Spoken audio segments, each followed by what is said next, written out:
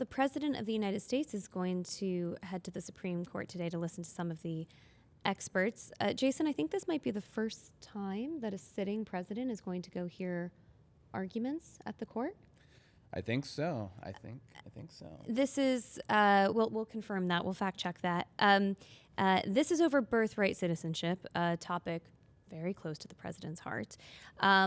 Jason, why don't you talk us through this one as well? My understanding is that it hinges on a very particular line in the 14th Amendment, which says all persons born or naturalized in the United States and subject to the jurisdiction thereof are citizens of the United States.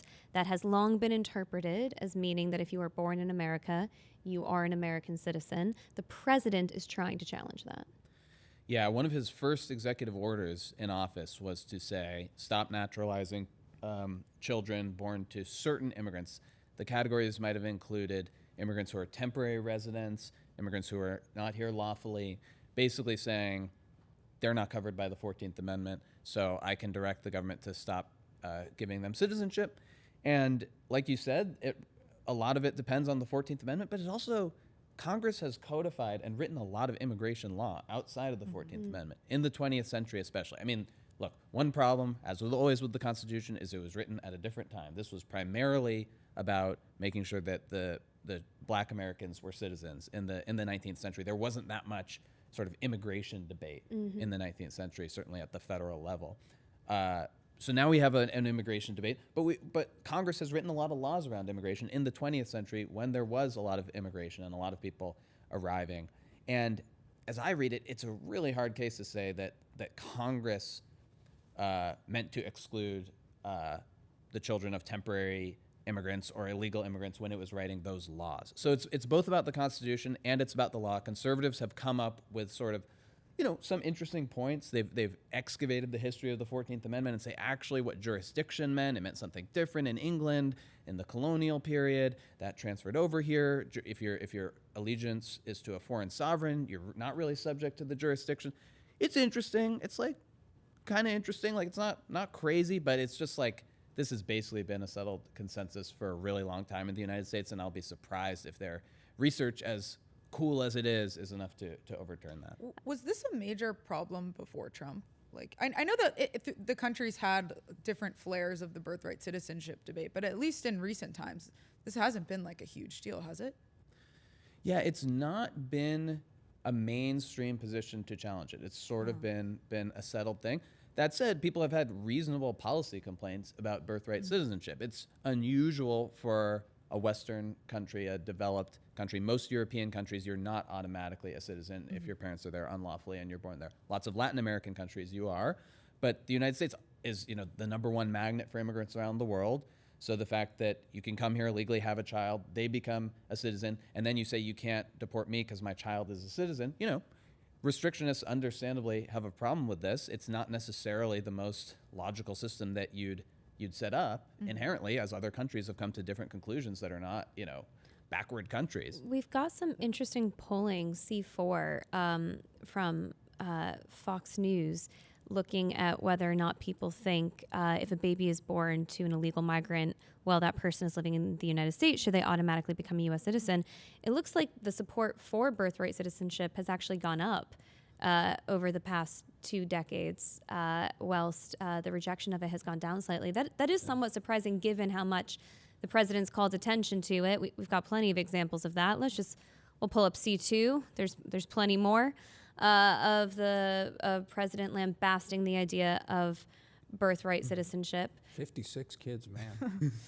Look, I also think there's probably an understanding that becoming an American has become unreasonably difficult, and our system is ridiculously convoluted.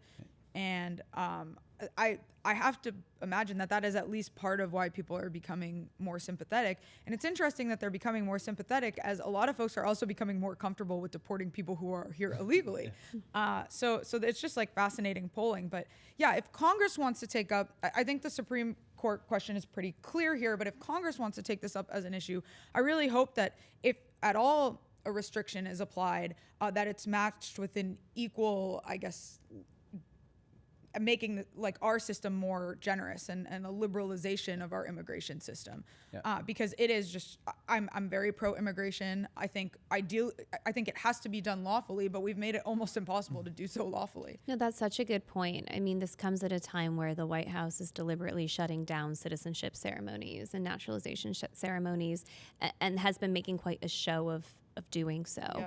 I think I wouldn't be surprised if the uptick in support for birthright citizenship comes from a place of, well, who is becoming a citizen? And it's pretty American, actually, to be welcoming to people who might want to become American, too. Ideally, you're going through legal pathways. Ideally, there is a process there.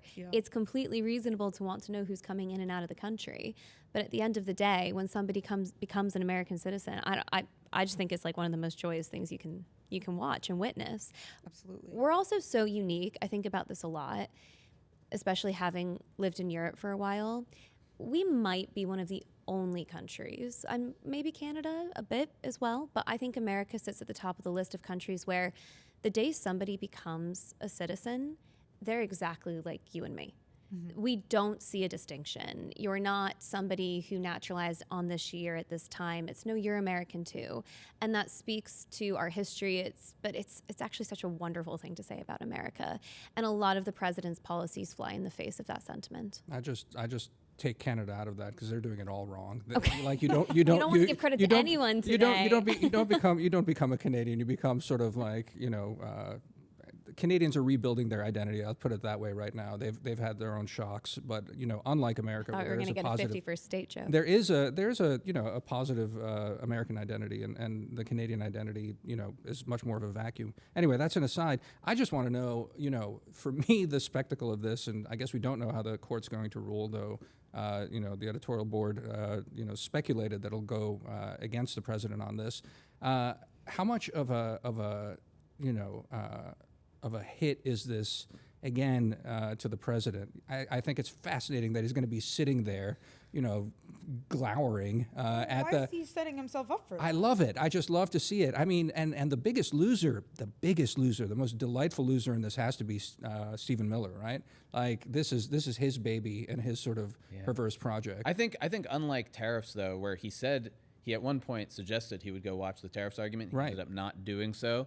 I think they actually thought and had some reason to think they might win the tariffs case. I think they always knew that this was a long shot, especially doing it by executive order and just saying, oh, no longer. Right. There's a huge body of immigration law. I think there might be, and I hope kind of that the court leaves the 14th Amendment aside and says Congress can legislate, then we can discuss it. But if Congress said, look, we're going to reform immigration laws, we don't think certain categories of people that we've held committee hearings on and thought through how to rationalize our immigration system, we think birthright citizenship should not apply in every single case, then that can be considered as whether that legislation is consistent with the 14th Amendment. But just for the president to order it without any process. But that's a great question then. I mean, if they always thought this was a long shot, and you think that they know that they're heading for a bruising, why even now allow the president? Now, I know you can't really stop this president from doing whatever he wants, but what's the logic in all of this then? Like, set yourself up for a loss down the line, for a big Especially loss. with that polling going into the midterms. Yeah, no, I mean, I don't it is the rationale is. It's a bizarre one, isn't it? Meh. He's issued I don't know how many hundreds of executive orders. They ultimately are not faring that well in court. Yeah. In the Supreme Court, some of them did kind of well because the Supreme Court first took the ones that the lower courts had blocked that the Supreme Court wanted to allow to go into effect. So they had this sort of deceptively good record at the Supreme Court at the beginning. But the lower courts have all blocked this. Now, over a year after Trump issued the order, it's now at the Supreme Court. It's going to be an uphill climb. I think it was about trying to show the base, that you're tough on immigration, but that's not how you can't change the immigration laws so fundamentally like that. And I would just say for the court, I mean, we talk a lot about textualism, originalism, subject to the jurisdiction thereof. That sounds to people like illegal immigrants are subject to the jurisdiction. Sounds like it. So you've really got to uphill climb with like extra clever historical examples to show that it doesn't mean, which again, maybe it didn't, but so I'm sort of a pragmatist on these Supreme Court things. Like, often people think, oh, I've discovered the technicality that will allow me to like get, the Supreme Court to totally change But everything. if we like, weren't all aware of that all along, then is it really in the spirit of the law? yeah, I mean, and this is the problem, frankly, with originalism, figuring out what people meant in 1867 when they ratified this law. One similarity, the case where they tried to throw Trump off the ballot in 2024, when Colorado, which we just talked about, they tried to throw Trump off the presidential ballot, also using a 14th Amendment provision because they said he engaged in insurrection. And this sort of reminds me of that because these law professors got all excited. They're like, oh, I'm looking at the archives. This is what they meant by an insurrection when they ratified the 14th Amendment, even though it was like referring to the Civil War, like a completely different thing. This is like a kind of similar thing as that. They're like, oh, look, the 14th Amendment, we could use it to, transform immigration. And I just think, you have to do these things by the democratic process in America, the Supreme Court. One part about being conservative is a reluctance to just like really overturn things. And Is it like, has Trump been the destroyer of originalism as a legal tradition, basically? Because Just likes to destroy. no, but it's just, I mean, it just seems to me that the kind of absurd cases, both brought by him and brought by his enemies against him, have just undermined originalism as a completely originalism has coherent. triumphed because of Trump. Originalism has triumphed because of Trump because he nominated 3 Sure. justices in his first term. And so it's sort of like, Sometimes to his dismay these Yeah, days. yeah. certainly. Yeah. So it's both triumphed and maybe sort of looking around for its next project because it's sort of, once you win, you kind of lose. They're saying every project that's been handed to them, though, they've kind of not been able to rule on originalist terms because the absurdity that you've been pointing out right now just sort of shines through, right? Well, they'll try. They'll write an originalist decision, I suspect, or a textualist decision saying this is the strongest evidence of what they meant was this. Yeah. And And when we have those results, we'll be here to make it make sense.